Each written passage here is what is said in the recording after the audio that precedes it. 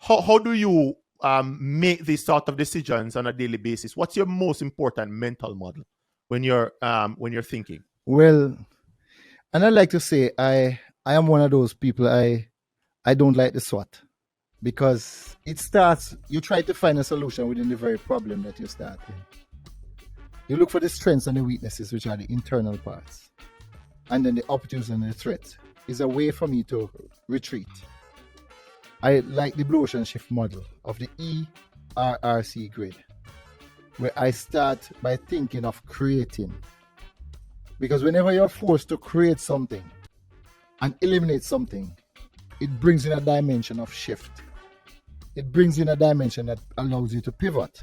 And this is for me. I mean, it works for others, but I remember I shared this little statement I came across recently. The uncreative mind can spot the wrong answers, but the creative mind can spot the wrong questions.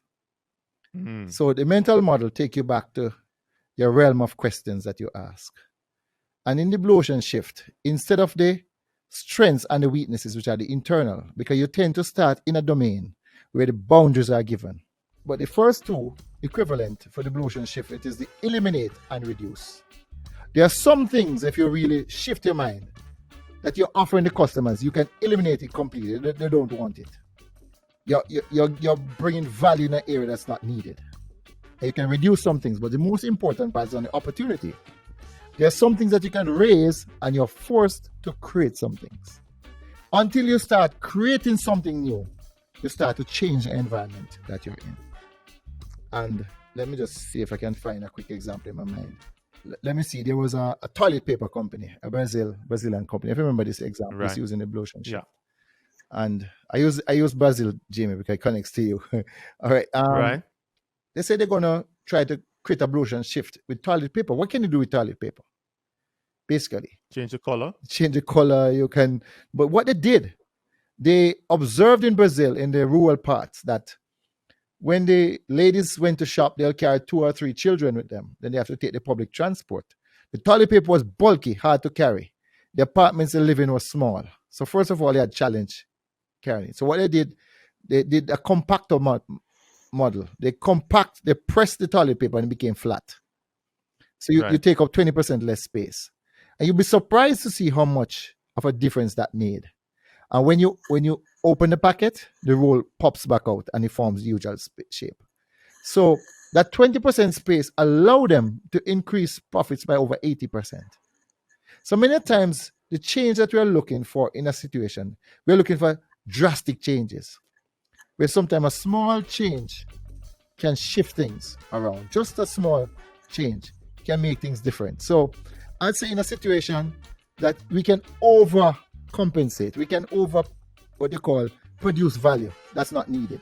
When you look at a remote control today, between a LG and a Panasonic, or a LG and a Samsung, you can see the buttons are getting more and more.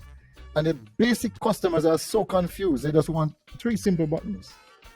But if you could save many of those, you could reduce the keypad and increase the functionality that are needed. So there are some things that you could eliminate that's not adding value to the customer.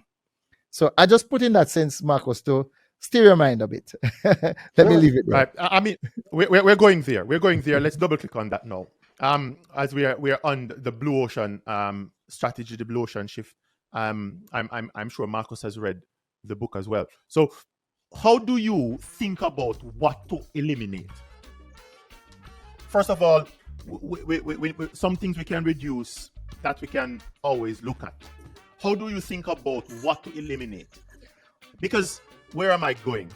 It then shifts from only something tangible to then a psychological thing.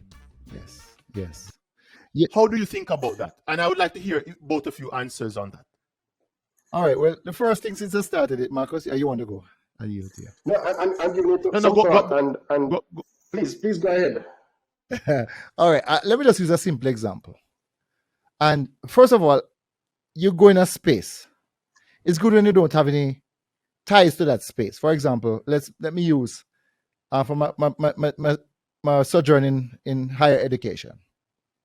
First thing I said, okay, I look and say, what's the purpose of a university?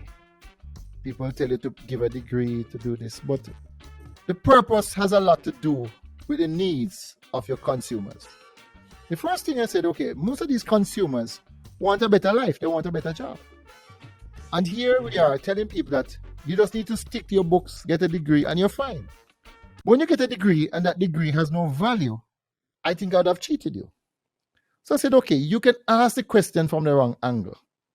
Because people have so much confidence in an education system that is really outdated.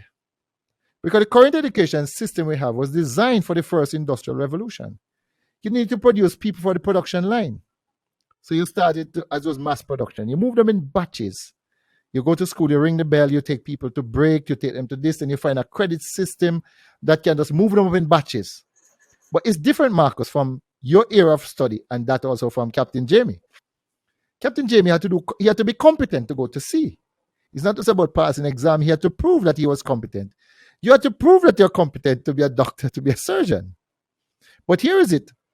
I met a young man who came for an interview a few years ago, and I said to him, what can you do? He said, I have a degree in general management. I said, what can you do? I'm a general manager. I said, no.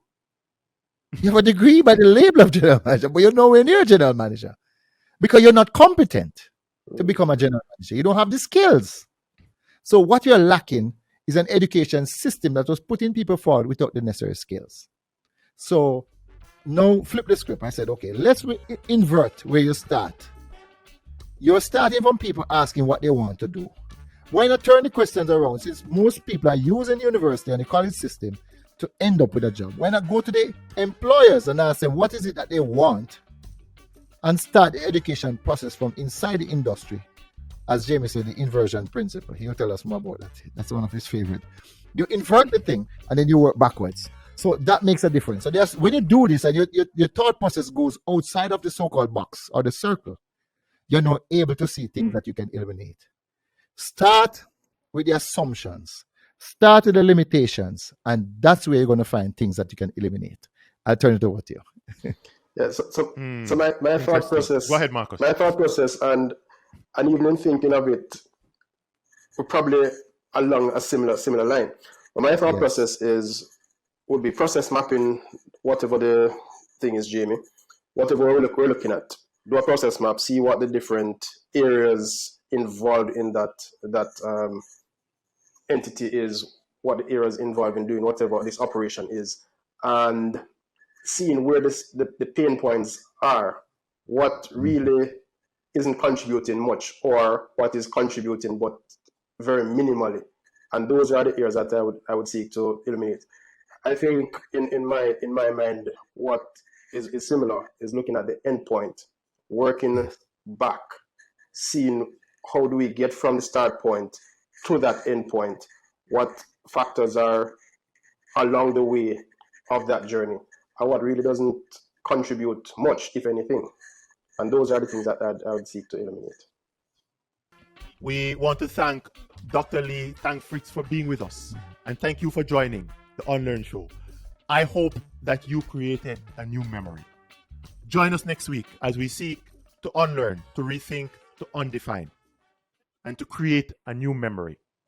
We hope that you were inspired. Thanks for joining. Thank you. Thank you. I hope I get a next invitation because this was interesting. Next week. Next week.